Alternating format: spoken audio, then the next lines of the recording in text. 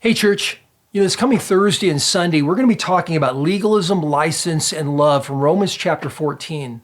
When Paul wrote his letter to the Romans, the makeup of the Roman church was very eclectic. You had people from all sorts of different backgrounds and countries and traditions and areas. You had people from Asia, from Africa, from Europe, from the Middle East, all coming together. These are people that live next to each other, they work next to each other, they shop next to each other, and then as a result of the gospel, they worship next to each other.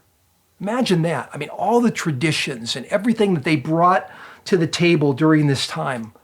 And so during this time, as the gospel's going out and people are developing relationships with all these other people, they were encouraged, by the writings of the apostles and their pastors preaching to them to begin to develop some relationships with people. And they did. They worked hard at that. And they would begin to invite other people maybe to come to their home and practice hospitality, because maybe they meet a new couple and that couple is kind of interesting and they're from a different place. And boy, we'd love to be able to be exposed to all of that.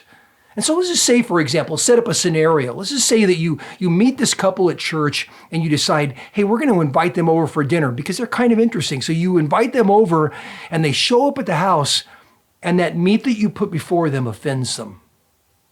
You see, there's the possibility that that meat was actually taken and it was used in sort of a ceremony for another god. It was sort of offered as a sacrifice to a pagan god, but it's really a good piece of meat, and now it's just been sold some other place, and you don't think a thing about it, but in their tradition, it meant something.